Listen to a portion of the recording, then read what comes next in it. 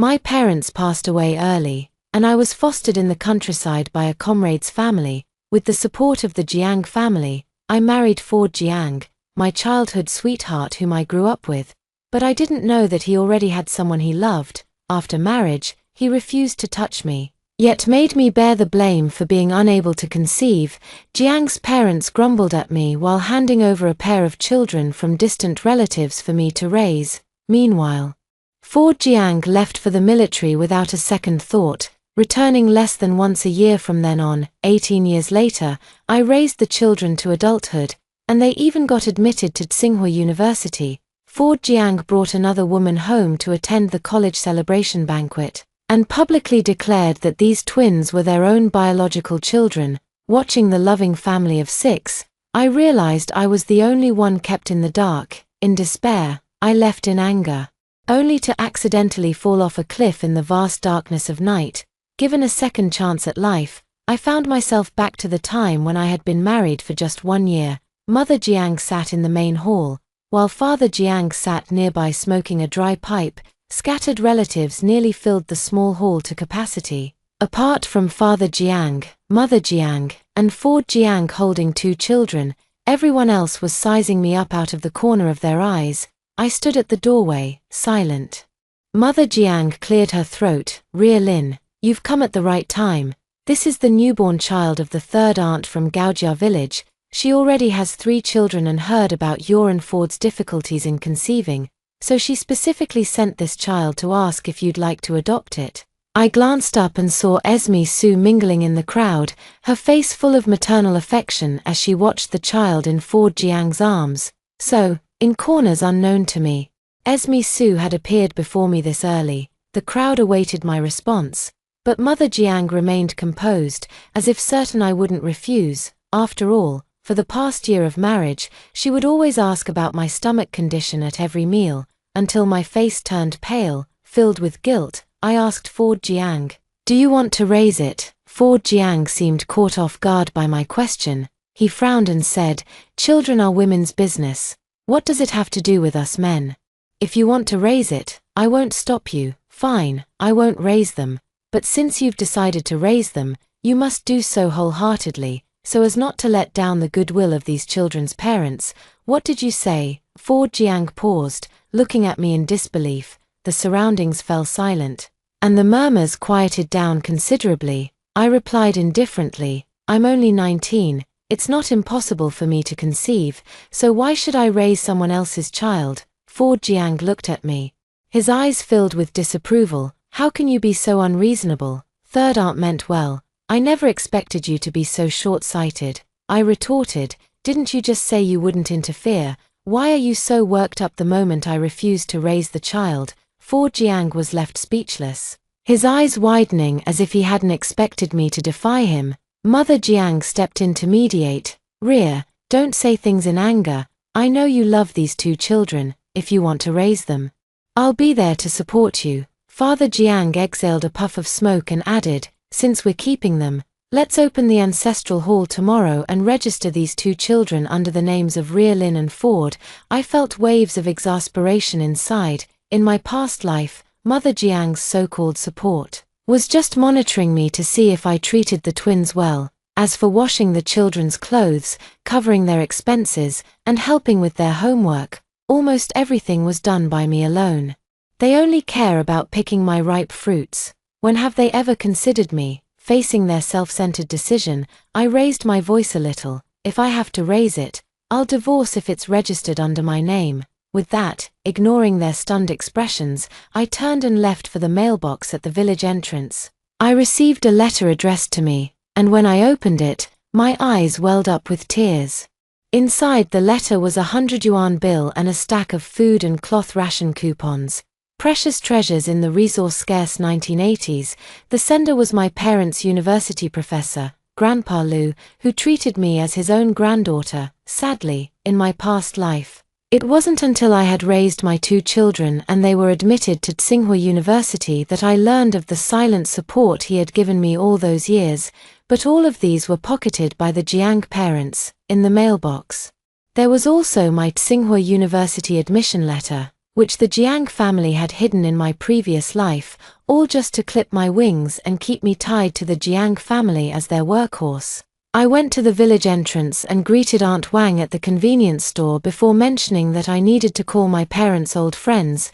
Aunt Wang had practically watched me grow up in the Jiang family and understood the bitterness of living under someone else's roof. So she didn't even take the small change I offered, letting me make calls freely. As it happened, she had to step out to deliver something and asked me to mind the shop.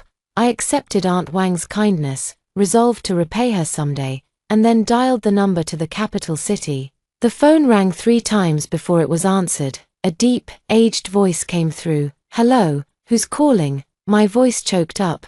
"Grandpa Lu, it's me, Ria." So the little girl finally remembers this old man. Grandpa Lu was utterly delighted, and when he heard that I had been admitted to Tsinghua University again, he was even more thrilled. "Your parents in heaven would be so happy if they knew how accomplished you've become." I also told Grandpa Lu about my current situation, explaining that I would return to Beijing in 3 days to await the start of the semester. After hearing about my experiences, Grandpa Lu's mood immediately turned somber, and he felt deeply remorseful for not being able to protect me back then. They were very supportive upon hearing my decision and even suggested I stay at their place first. After hanging up the phone, I let out a huge sigh of relief. I found a hiding spot known only to me for the letter and the admission notice. In just 3 days, I would completely change my destiny. Returning to the Jiang residence, the large group of relatives had already dispersed. Only the Jiang parents, Ford Jiang, and Esme Su remained, each holding a child. I walked over quietly without making a sound. I only heard Esme Su say anxiously, "Brother Ford, what if Sister Lin doesn't want to raise them?" Ford Jiang's cold, hard voice rang out. "She has to raise it whether she wants to or not, otherwise. In a month when I go off to join the military and you go off to university, what will happen to the child?" Mother Jiang also chimed in. "Esme, you go to university without worry. The child's mother should be educated like you. Ria Lin was raised by our family. She wouldn't dare disobey." Father Jiang, assuming the authoritative tone of the family head, declared decisively, "It's settled then. This family isn't one where she gets to have the final say." My heart remained utterly calm, for whatever affection I once held had long been worn away by the toil of my past life. I walked in, and the 4 of them were startled in unison. Everyone began scrutinizing my expression carefully, trying to gauge how much I had just overheard. I looked at Esme Su. Perhaps out of guilt, she turned her head away, not daring to meet my gaze. Ford Jiang stepped in front of her, looking at me sternly. "This is my cousin, Esme. She got into the normal university and will be staying with us for the next month." I nodded without saying a word. I pretended not to hear the sigh of relief from Mrs. Jiang behind me. After dinner, I went straight back to my room to pack my things. I separated all the memories related to Ford Jiang from my desk and set them aside. What belongs to me is very, very little, just a cotton-padded jacket for winter and a few thin summer clothes. Compared to the woolen coat Esme Su is wearing, mine are clearly not worth even half the money she spent on a meter of fabric, if I remember correctly. The coat she's wearing was also bought with the fabric coupons sent by Grandpa Lu. Although Grandpa Lu sent me a large sum of money every month, most of it was embezzled by Mother Jiang, and very little was actually spent on me. They raised me all these years. So the money from Grandpa Lu can be considered as repayment for my living expenses. As for Grandpa Lu, I will find a way to return the money to him. Ford Jiang unexpectedly walked into my room without even knocking. He tossed a woolen scarf onto the bed and said to me in a condescending tone, "I've neglected you since we got married. I brought this back from the city for you." I stared at the scarf for a moment. The pattern was almost identical to the one on Esme Su's coat. It must have been made from leftover fabric scraps after sewing the coat, and to think he went through the trouble of collecting it and bringing it all the way back just to patronize me. Ford Jiang saw that I wasn't speaking and thought I was deeply moved by the scarf, so he seized the opportunity. "I'll be joining the military in a month, so please take good care of the 2 children. After a pause, he added, "My parents have worked hard to raise us. At home, try to be more attentive. Help wash dishes and clothes more often." Don't just stand by like you did tonight. I nearly let out a cold laugh. Aren't you only leaving for the military in a month? Why don't you help your parents with the chores? Ford Jiang pressed his lips together and finally said after a long silence, "Of course, I'll do my part too." Suddenly, he noticed the notebook and woven bracelet he had once given me, placed in a corner of my desk, lonely, as if treated like trash. "What are you doing digging these out?" I replied casually. "Just tidying up a bit. Things that should be thrown away need to go." Ford Jiang furrowed his brows.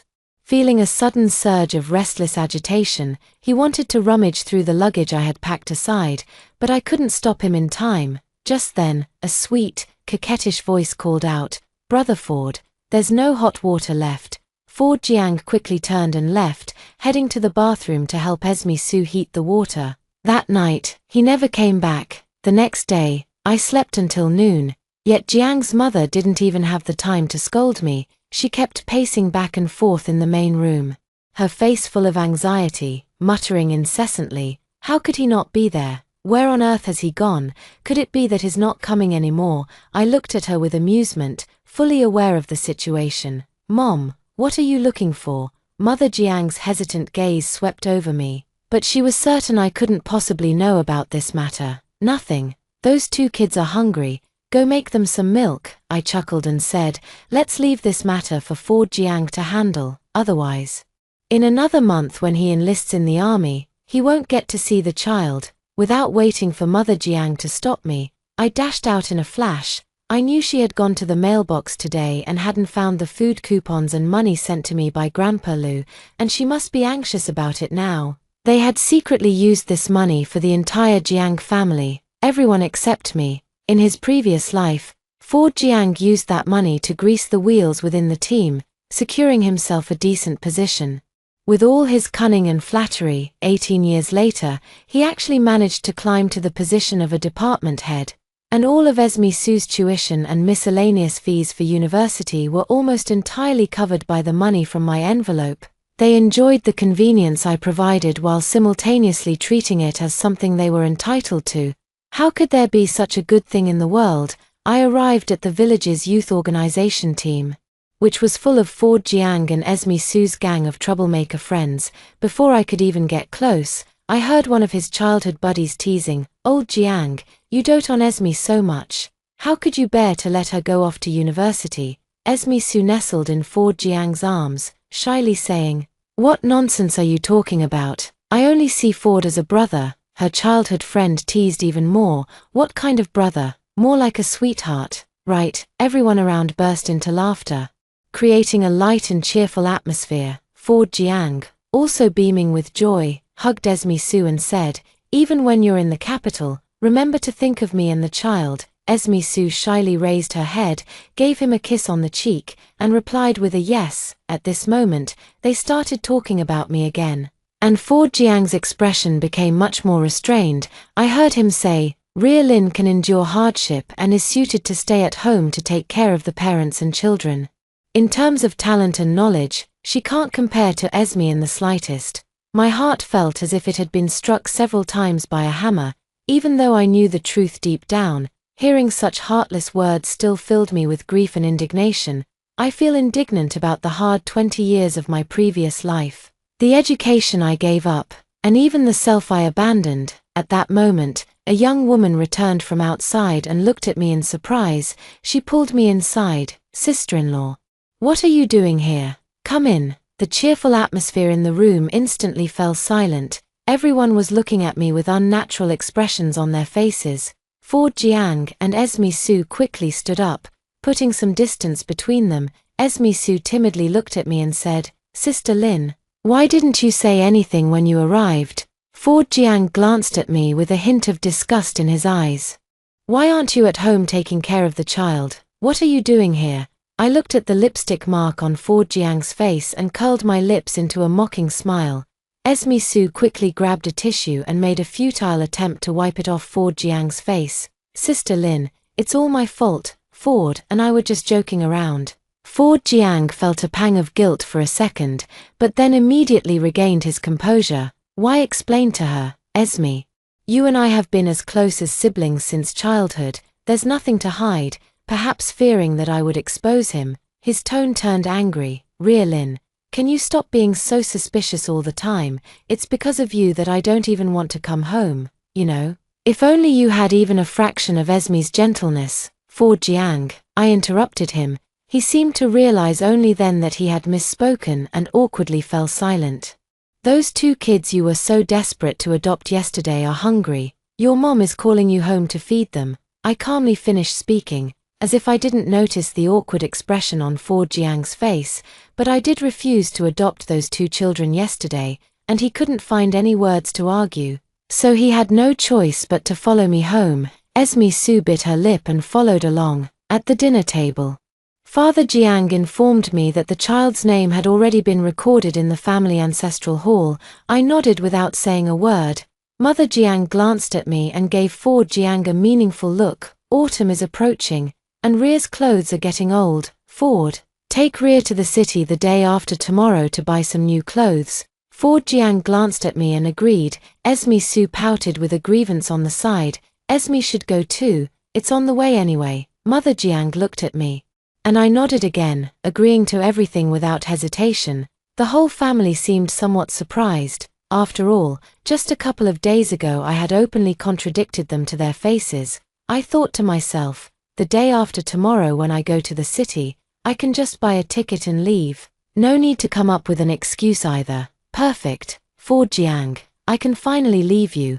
I've waited 2 lifetimes for this day. 2 days later, just as dawn was breaking, Fu Jiang gently pulled Esme Su out of bed and patiently helped her wash up before coming to knock on my door, but I opened the door before he could knock. Seeing me already dressed and ready, Fu Jiang was visibly taken aback. Why are you carrying such a big bag? I adjusted the strap of my handbag, tightened my expression, and replied calmly, I brought some food. Esme Su popped out from behind him, looking at me with slight disdain. Sister Lin, we're going to the city, not farming. Why are you bringing dry rations? Don't they have food in the city? Fu Jiang also sneered upon hearing this. Fine, bring it if you must, just don't complain halfway and ask me to carry it for you. My excitement wasn't dampened in the slightest as I confidently replied to them, don't worry, it won't happen. We rode to the city in the village chief's pig transporting truck. In these times, owning a vehicle was already an extraordinary thing. Fu Jiang gently helped Esme Su onto the truck, thoughtfully laying down a layer of newspaper to prevent her clothes from touching anything dirty. As for me, I struggled to climb onto the truck and simply found a corner to sit down in. A woman from the neighboring village, seeing the intimate manner between Fu Jiang and Esme Su, couldn't help but tease, oh my, you two must have just gotten married, right? So affectionate, even more attentive than my old man was back in the day. Esme Su's face showed a moment of awkwardness. While Fu Jiang stiffened, unsure how to respond, it was the village chief standing nearby who kindly explained, Sister, you've got it wrong. This is his wife here. My aunt gave me a strange look from the corner, her eyes filled with confusion, but she didn't dare say much, only muttering under her breath, didn't the Qing dynasty fall? How can someone still openly set aside their wife to dote on a concubine? Though her voice was soft, everyone in the carriage heard it clearly. Especially Esme Su, whose face flushed red as she slightly pulled away from Fu Jiang's embrace. Fu Jiang also felt embarrassed by the remarks and, when no one was looking, shot me a fierce glare. I ignored all this drama, focusing solely on the bag in my hand. It held all my hopes. After getting off the bus and as the crowd dispersed, Fu Jiang's gaze toward me grew even more impatient. He said stiffly, here's $5. Go buy yourself some clothes. Be back here at 3 in the afternoon. With that, he threw the $5 bill he was clutching into my lap. Then, without looking back, he wrapped his arm around Esme Su and left. Before leaving, Esme Su turned back and gave me a pitying glance. I picked up the $5 bill from the ground and tucked it into my pocket. Although I knew Jiang's mother had clearly given him $50, in his mind, I was only worth spending that much. But it doesn't matter anymore. I've already told Grandpa Lu not to send any more money in the future. The previous amounts will sever everything between us. I turned and walked toward the station, until I boarded this train to the capital. The tears I had held back for decades finally fell. having wasted decades in the village. I never imagined there could be a second life for me. Since I was sent to the Jiang family at the age of 5, the man I interacted with most was Ford Jiang. Inevitably, I fell in love with him. But he treated me as a sister, a nanny, a tool, yet never as a wife. This love hidden for over a decade might just be an obsession after all. If my parents' spirits in heaven knew that in my past life I only revolved around a man and his family, they would surely be furious. But it's all right. Thank the heavens for giving me another chance. Perhaps this was also my parents in heaven not wanting to see me suffer so much, granting me a wish to live another life.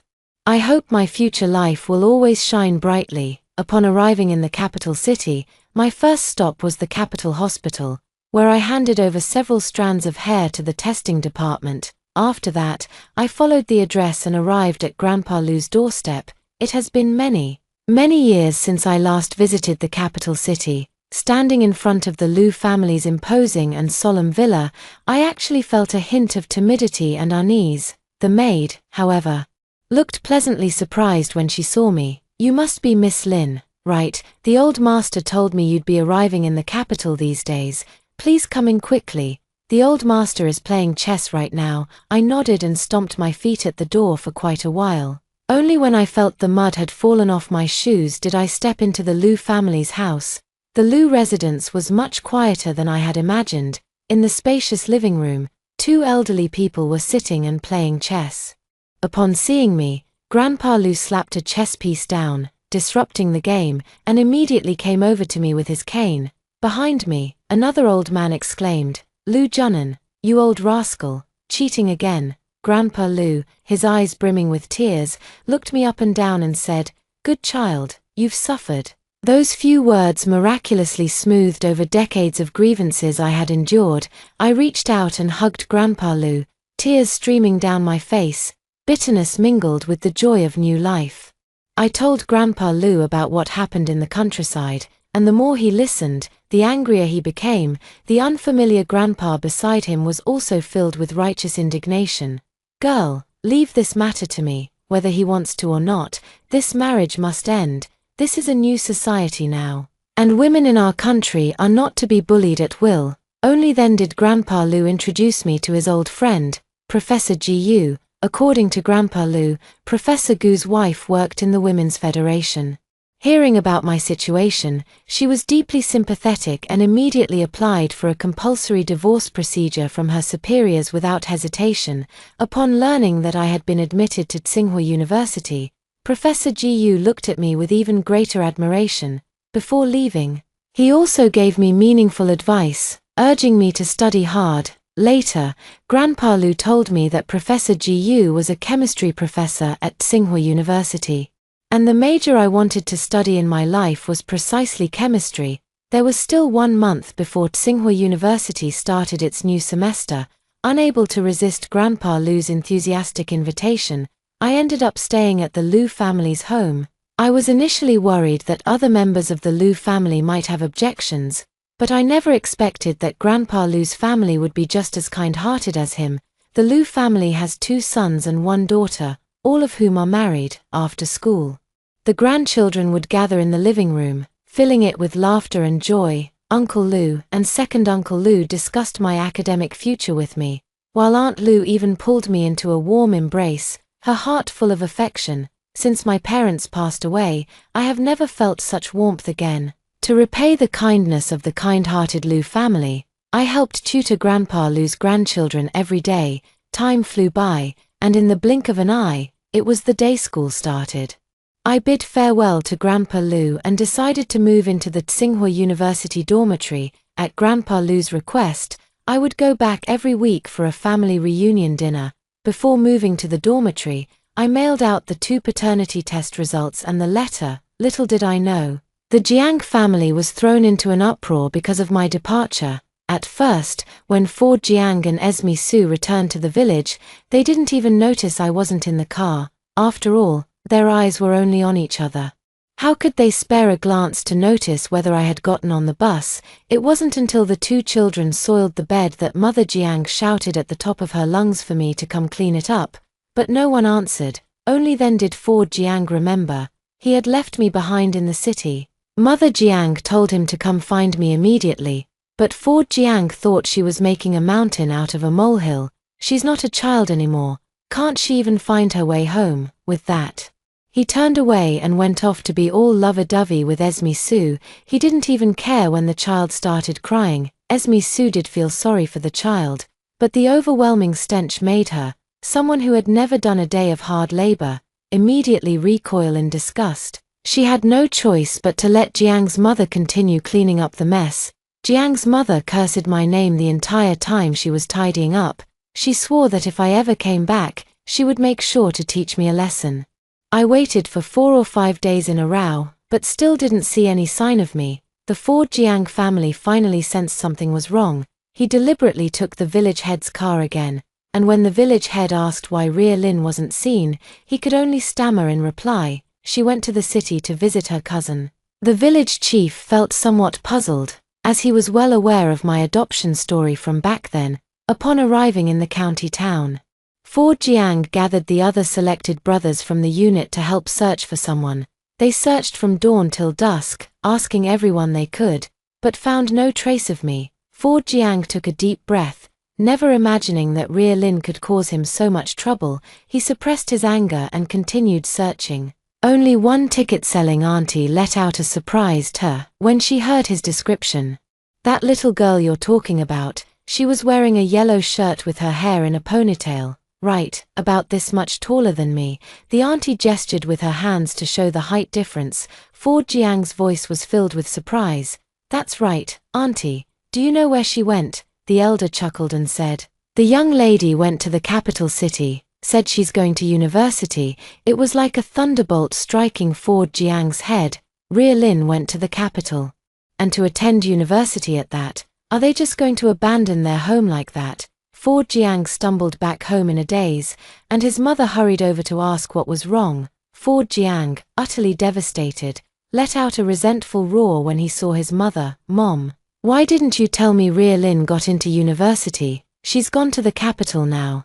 Beijing. She's never coming back." Jiang's mother turned deathly pale in an instant, and Jiang's father even dropped his pipe.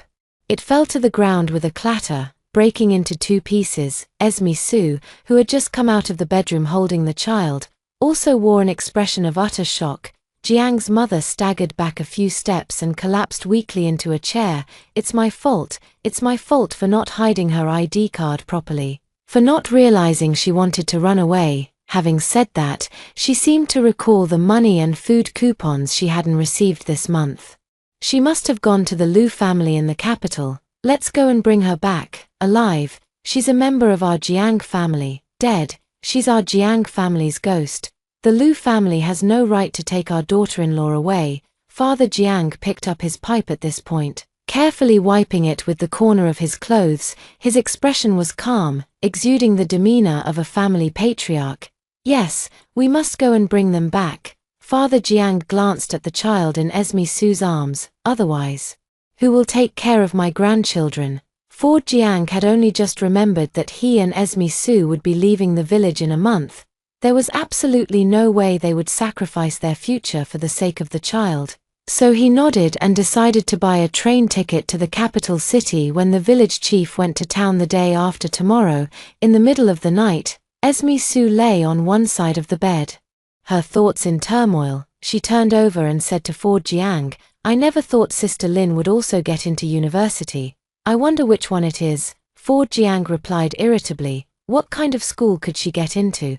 Probably just some vocational college." Having said that, he seemed almost ashamed to have such a wife. He looked at Esme Sue as if she were a treasure. "No matter what she gets into, it can't compare to you. For someone like her, studying is just a waste of money, unlike you, who has a much brighter future ahead." Esme Sue also wore a somewhat smug expression. After all, in those days, getting into university was already as rare as phoenix feathers and unicorn horns, not to mention a normal technical school in Beijing. Countless people from all around admired and flattered her. However, before Ford Jiang could even fully indulge in his dream of bringing Ria Lin back, the village chief brought devastating news the next day. Ria Lin had sent a compulsory divorce notice from the capital. Upon hearing the news, Mrs. Jiang nearly fainted. Even Mr. Jiang, who always pretended to be composed, flew into a rage, repeatedly shouting, "This is outrageous, absolutely outrageous." Ford Jiang's mind was in complete chaos, and he turned his pleading gaze toward the village chief. The village chief shook his head helplessly. "Ford, this is a notice approved by the higher-ups. I can't make the call. And there's no way to change things now. They say that girl Ria Lin got into Tsinghua University. From now on, don't go bothering her anymore." When the village chief received this document, he was utterly baffled. After all, even though he was just a village chief, he had heard about all sorts of documents, big and small, but this compulsory divorce notice issued by the Women's Federation was truly unprecedented. After discussing with other village cadres for a long time, he realized this wasn't a negotiation, it was simply a declaration. The declaration stated that Ms. Ria Lin and Ford Jiang were hereby released from their marital bond, free to marry or remarry as they wished. The document also included a tally of all the money and ration coupons the Liu family had sent over the years. The amount was so large that even the village chief was astonished. The Jiang family is truly insatiable. The sum of that money could have raised 10 girls like Ria Lin properly. Even the Liu family included Ria Lin's tuition and miscellaneous fees in the calculation, clearly placing high hopes on her. Who would have thought the Jiang family not only made Ria Lin drop out of school early to marry Ford Jiang, always treating others with a sour face and a critical eye. The villagers all saw what kind of clothes Ria Lin wore and how much work she did. Just looking at Jiang's parents with their greasy hair and plump faces, it was clear where all the money went. Fortunately, Ria Lin was determined and managed to get into a prestigious university like Tsinghua through self-study. Jiang's parents felt extremely uncomfortable under the village chief's intense gaze. The village chief didn't stay long and left after handing over the documents. The disheveled Jiang family was left in the main room, utterly at a loss. Is that Lin girl really not coming back? A glimmer of hope still lingered in Mother Jiang's eyes. The documents have been issued. On what grounds should we bring her back? Ford Jiang felt as if his backbone had been pulled out, and his heart had never felt so empty. Esme Su stood by, consumed with envy. She never imagined someone like Ria Lin could get into the prestigious Tsinghua University. Just a few days ago, I had been showing off in front of her. Though Ria Lin didn't show any reaction, she might have secretly mocked me countless times. Senior GU and I walked out of the lab together. Still discussing the formula from the experiment, a female classmate suddenly ran over and said to me anxiously, "Ria Lin, your family is at the school gate looking for you. They said something happened at home." My heart skipped a beat. Could something have happened to Grandpa Liu? I had no choice but to hastily bid farewell to Senior GU and rush toward the school gate. Yet before I even arrived, I heard a familiar voice. "I'm here to find my wife. What right do you have to stop me, Ria Lin, Ria Lin?" It was Ford Jiang's voice. As I approached, he saw me too. With a tone of surprise, he said, "Ria Lin, come back with me quickly. Mom and Dad are sick." I said expressionlessly, "Aunt Jiang and Uncle Jiang should see a doctor if they're sick. At the very least, Esme Su can take care of her. Why come to me?" Ford Jiang's face stiffened momentarily when he heard how I addressed them, but he still shamelessly shouted, "Ria Lin, no matter how much resentment you hold against us, considering how my parents raised you all these years, you should have let it go by now. Besides, it's only natural for a daughter-in-law to care for her in-laws. Even though you got into Tsinghua University, you can't be ungrateful." As soon as he said this, the classmates who had already been drawn to the scene now looked at me with scrutiny in their eyes. But after all, they were college students, reasonable enough not to blindly take sides without understanding the situation. Esme Su, who had been hiding nearby for who knows how long, began to stir up trouble. "Ria Lin, I know you're jealous of my close relationship with Brother Ford, but we're just cousins. How could you abandon your children and in-laws and just run away? Do you know how much the kids want their mother?" With that, Esme Su picked up 2 scruffily dressed children from the tricycle. The children were wailing loudly at that moment. Esme Su placed the 2 pitiful children in full view of the crowd. At this moment, some people in the crowd began to waver. "Classmate Lin, If that's really the case, you should go back and take care of your family. That's right, the child is innocent too. Since you've given birth, you must raise them. Studying is important, but cherish those around you. This man seems to truly love you. I gave a cold smile but didn't argue with my classmates, because I knew they were just being incited. But when it comes to public opinion, it's not just Ford Jiang who knows how to manipulate it. I looked at him and said, Ford Jiang, did your military unit replace you? Otherwise, how would you have time to come and bother me? Then I turned to Esme Sue. What's the matter? Didn't you get into college, or did your affair with a married man and giving birth to twins get exposed? Ford Jiang and Esme Sue, caught in their awkward predicament by me, both flashed expressions of shame and irritation on their faces. I knew I had hit the mark. Before the start of the semester, I realized that the forced divorce agreement wouldn't be enough to suppress the shamelessness of the Jiang family. To prevent them from causing trouble for me, I sent a letter of complaint to the military unit and the university where Esme Sue was enrolled. A month later, both their dreams, one of joining the military and the other of attending university, were shattered. After all, how could serious institutions like the military and universities tolerate two individuals with such tarnished reputations? Upon hearing the news, Jiang's mother was so enraged that she fell seriously ill. Jiang's father, who had long suffered from lung problems due to smoking, collapsed completely upon receiving the news, becoming paralyzed. With two children to care for and no one to help, Ford Jiang and Esme Sue were overwhelmed. The thought of me living a stable life at university in the capital only deepened their resentment, so they simply packed up the kids and came to the capital to find me. I presented them with the paternity test results and the detailed accounts of all the expenses the Jiang family had spent on me over the years. The deceived students began to realize what had happened. They pointed at Ford Jiang and Esme Sue, hurling insults at them. After all, they were educated people, so their words weren't too harsh. So you two are playing the victim first. Is your piss mat or something? Can't even recognize yourselves, one thick-skinned, the other shameless. What a perfect match made in heaven. Classmate Lin is truly a phoenix fallen into a chicken coop. How did she end up with such a family of bloodsuckers? Ford Jiang and Esme Sue were scolded until their faces turned red. Though it's unclear which word struck a nerve with them, Ford Jiang rushed towards me angrily, trying to take me away directly. Before I could resist, I was already dragged several meters away. I was just about to call for help. Then, with a loud bang, Ford Jiang was knocked to the ground by a punch. It's senior brother Jiyu Yang. Senior brother Jiyu shielded me behind him. When Ford Jiang saw this, he became even more furious. He pointed at senior brother Jiyu. Is this your lover? Is it for him that you abandoned our family? He tried to charge forward again, but senior brother Jiyu effortlessly knocked him down once more. Perhaps it was because the school was quite united, or perhaps they found Ford Jiang's behavior despicable. A group of defenseless students also took the opportunity to strike at Ford Jiang. It wasn't until the security guards belatedly arrived that Ford Jiang, beaten black and blue, was pulled up by Esme Sue.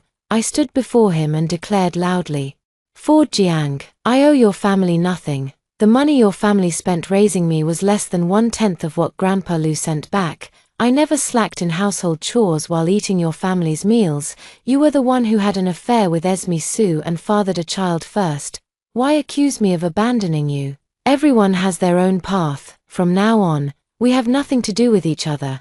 If you harass me again, don't blame me for being ruthless. Ford Jiang was stunned by my words. After a long pause, he and Esme Sue left in disgrace. They never bothered me again after that. 4 years later, I walked out of Professor Gu's office, holding the latest research findings in my hand. Professor Jiyu told me that this research could largely break through the constraints imposed by foreign forces on our country. Our nation is also poised to achieve a major breakthrough in the field of bombing.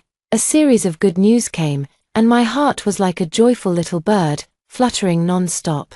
Senior brother Jiyu came to invite me for a meal, and I readily agreed. During the meal, senior brother Jiyu also congratulated me on achieving such outstanding results.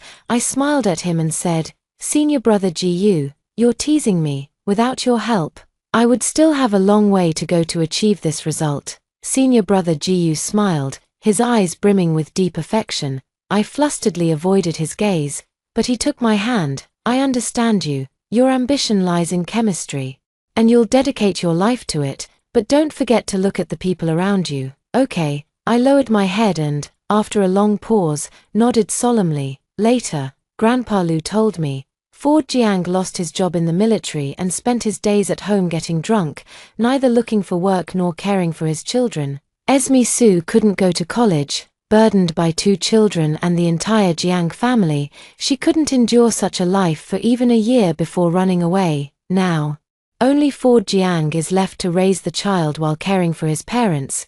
But he wasn't a particularly attentive person to begin with. After just a few years of care, his parents developed bedsores that went untreated, leaving them writhing in pain all day in bed. Ford Jiang neglected them, letting them die in agony. As for those 2 children, no one taught them anything, and they skipped school every day to fight. A villager who knew the situation even mocked them to their faces. Your birth mother isn't as accomplished as your former foster mother, and you're just as useless as your mom. Upon hearing they had an accomplished foster mother in the city, the 2 kids went home and threw tantrums every day, demanding to go find their mother in the city.